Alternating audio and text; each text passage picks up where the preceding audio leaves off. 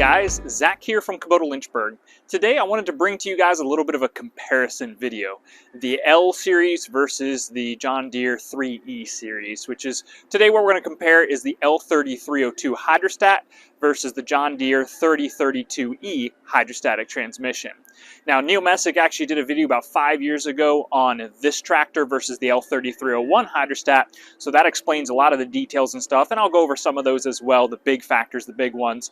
But we now have the new 02 series out, so if you're looking to buy a 33 horsepower compact tractor, you're going to be comparing the 3032E to the L3302. So we're going to compare these two models. There's a lot of things that are very similar about them and a lot of things that are a little bit different. They're the closest comparison if you say you want something a little bit more than 25 horsepower, but maybe you don't need to go to the 40 to 50 horsepower range.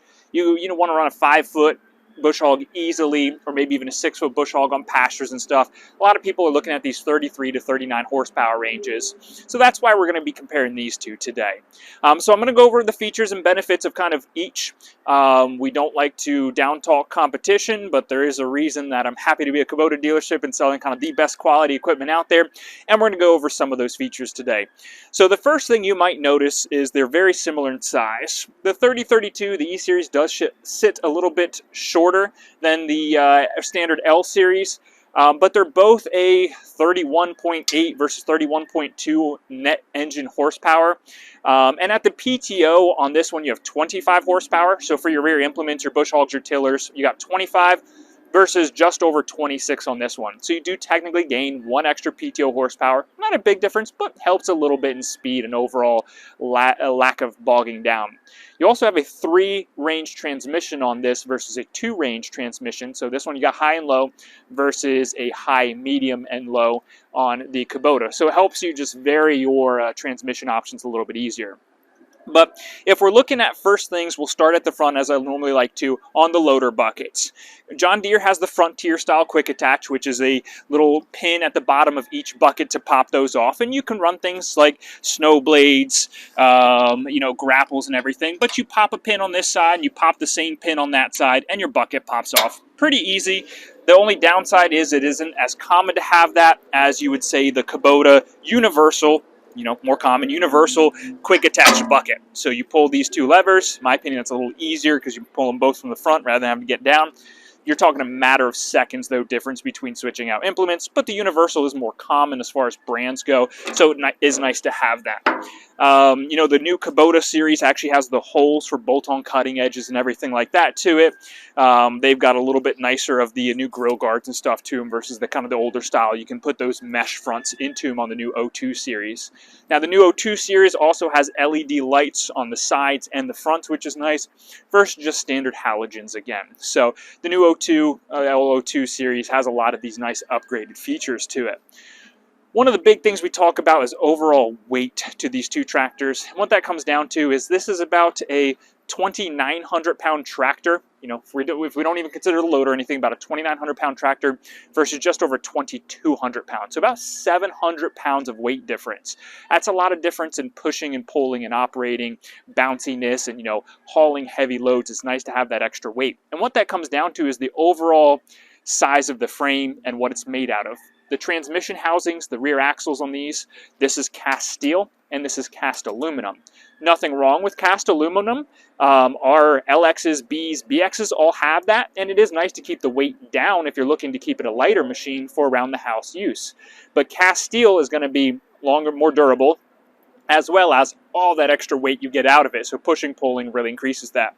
But we're going to actually zoom in here on the front axles. She might do that while I'm talking. She might come in afterwards and edit that in. But the front axles on these two tractors are vastly different.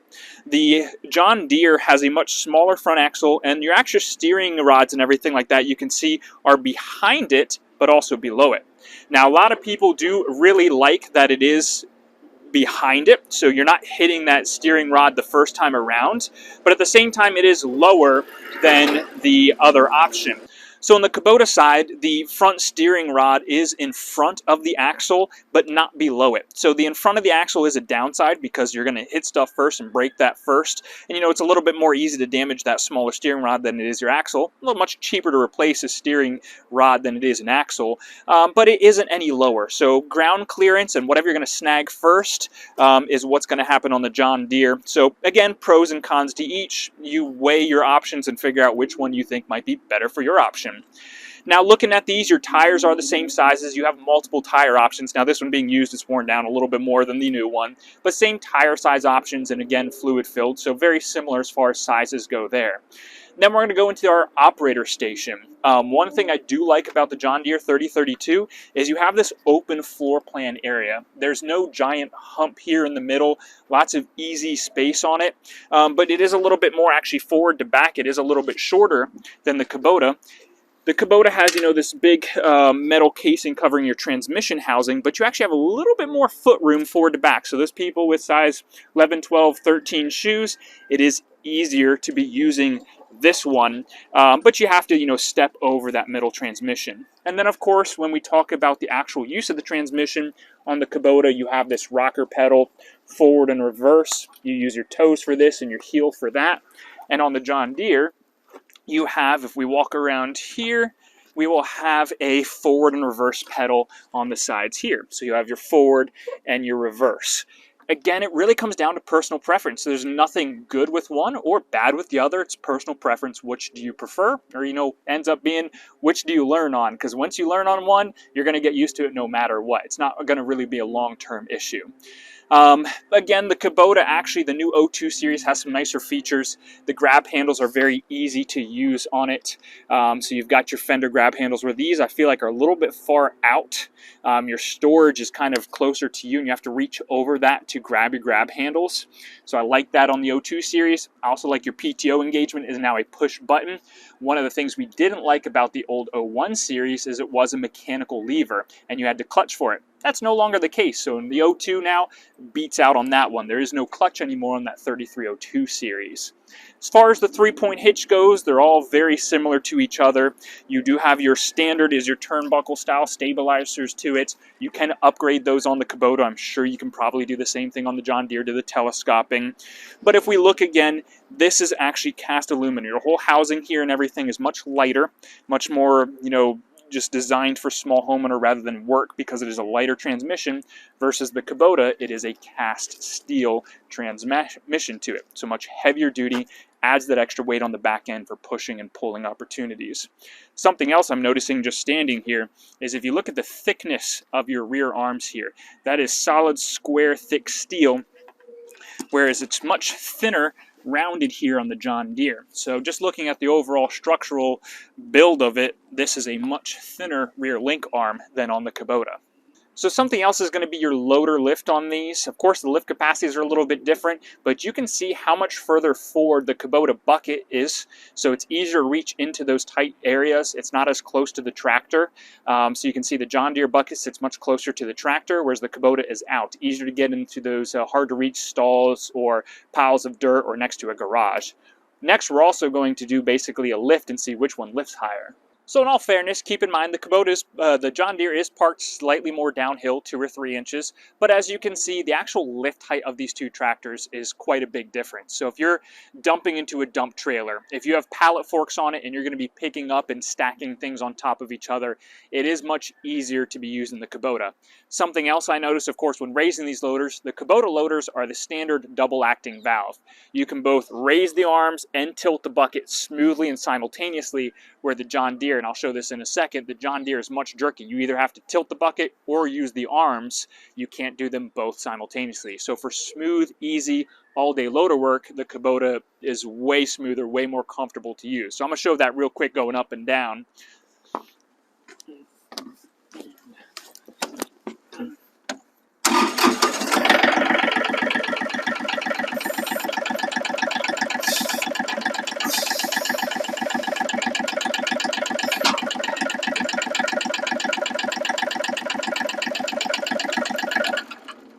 you could see jerked and stopped multiple times when doing the articulation of the bucket compared to the loader, which again isn't a huge deal, but it is smoother and nicer if you have this double acting valve that is standard on the Kubotas.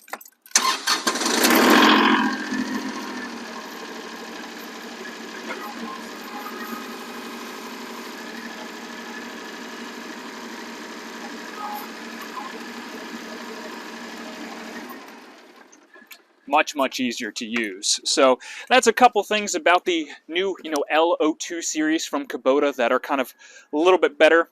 I don't really have the ability to test overall pull or push power here. Again, weight will come into a factor, so the Kubota should be better at that, but I don't actually have pallet forks that fit the Frontier style quick attach, so I can't do lift capacities. But that's some of the things keep in mind when you're looking at it. Something else that a lot of people mention is the we'll call it plastic, although sometimes they use other terms for it, but the plastic hood on the John Deere and the plastic fenders. Some people say that's better because it won't rust, it won't dent. In my opinion, you crack this, water's going to come through and moisture's going to come through, whereas on the Kubota, you've got metal. If it dents, oh well, it's a tractor. If it scratches and rusts, oh well, rust takes forever to go bad. But again, pros and cons to each, I'll say, but usually metal is better than plastic in most people's opinions. So in closing, pick whichever tractor you think is going to meet your needs and suit your needs best. Of course, it's always important to deal with a good local dealership. If you don't have a good local Kubota dealership, you can explore your options. But as far as quality goes, buying a Kubota tractor that's 100% built by Kubota, they don't have different engines, transmissions, or parts. It's 100% Kubota built versus, another brand that might be parts and pieced together with different engines in them, like a Yanmar engine, and the overall quality. Go with the Kubota, in my opinion. Of course, I sell them, so it makes it easy for me to say that. But do your research, watch these videos, and see which tractor might end up being best for you.